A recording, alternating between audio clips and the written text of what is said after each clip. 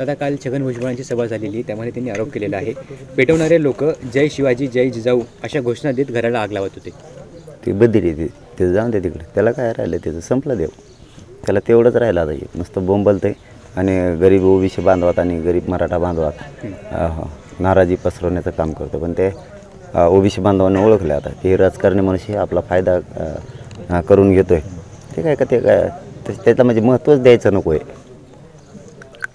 बीडमध्ये जाळपोळी ज्यांचं घर जाळलं ते संदीप क्षीरसागर यांना घेऊन रोहित पवार हे जरांगे पाटलांच्या भेटीला कशाला गेले असा सवाल भुजबळ यांनी उपस्थित केलेला आहे. त्याला विचार ना, मला काय विचारतो काय कोण कोणाकडे भेटायला जावं? तू का मालक आहे का त्यांचा? तू का मालक आहे का त्यांचा? तो तुझसारखे बेउपकारी नाही आहे तो क्षीरसागर. तो उपकार धरणार आहे, कारण मराठ्यांनी पिढ्यांना पार त्यांच्या पाठीशी उभं राहून त्यांना मोठं केलेलं आहे. तुझ्यासारखे बेमान थोडे आहेत ते की मराठ्यांनी तुला मोठं केलं पण तो बेमान झाला आणि मराठ्यांच्या पोराचं आरक्षणावर वाटोळ करायला लागला. तुझ्यासारखे नाही आहेत ते, कारण जो तो भेटायला आला आहे, तुला कुणी येत नाही, त्याला आम्ही काय करावं? तुम्ही फिरणार आणि हॉस्पिटलमध्ये जाऊन झोपणार. जरांगे पाटलांचं नाव न घेता भुजबळ यांनी तुला काय माहिती मी काय करतो? मी काय करतो तुला काय माहिती? मी रात्रंदिवस फिरतो. शहराला त्रास झाला की सलाईन घेतो. दुसऱ्याची आत्ता काल सलाईन तोडून आलो आहे, निघालो परत मराठ्यात. रात्रंदिवस लोकांच्या दारात. तू सारखा लोकांचा वापर करून घेणारा नाही आहे मी रात्रंदिवस सलाईनवर जगल्यासारखा रात्रंदिवस फिरतो.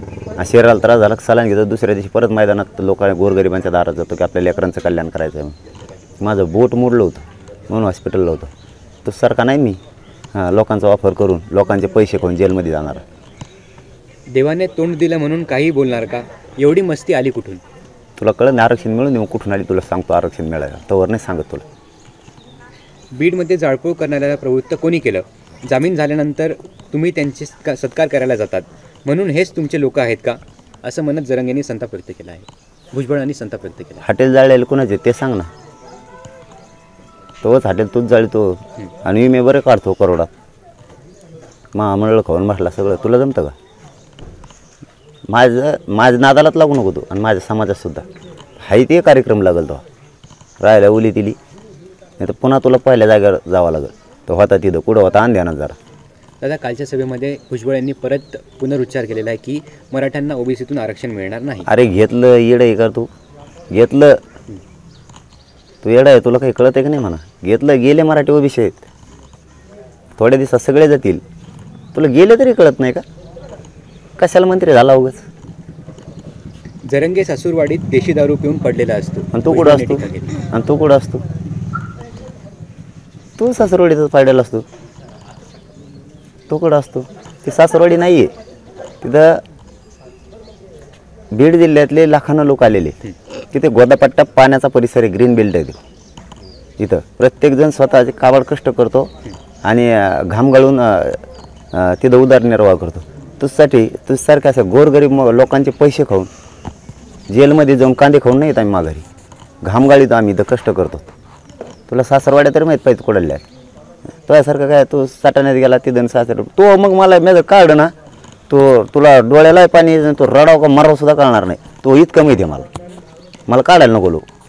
भुजबळ यांनी सांगितलं आहे की मुंबईत 3 कोटी नव्हे तर 3 लाख लोक येणार. तुला काय माहिती रे? येडपट कुडल 3 कोटी येणार आहेत. किती येणार तू बघायला ये फक्त, मग कळन तुला. मुंबई जवळ आल्यावर ये, पण आत्ताच नको येऊ.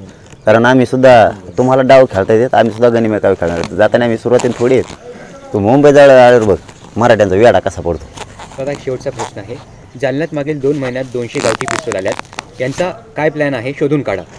जालन्यात जे गावठी पिस्तूल आल्या त्याला राजकीय नेत्यांकडून रसद पुरवली गेली असा आरोप भुजबळ यांनी केला. मुख्यमंत्र्याला आणि गृहमंत्र्याला माझी विनंती त्याची चौकशी करा त्या भुजबळचीच.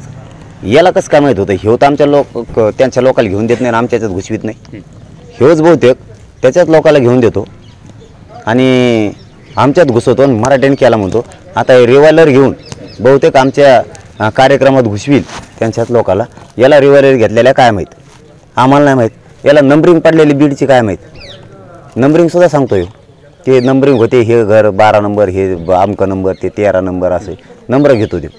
याला काय माहीत? याचा अर्थ ह्यो गोरगरीब मराठ्यात आणि गोरगरीब ओबीसीत वाद लावतो. आता रिव्हॉल्वरचं याला काय माहिती, याची चौकशी गृहमंत्र्यांनी केली पाहिजे. नसता याला सर्वस्वी जबाबदार दोषी गृहमंत्री राहणार आहेत आणि मुख्यमंत्री पण. एबीपी माझा, उघडा डोळे बघा नीट.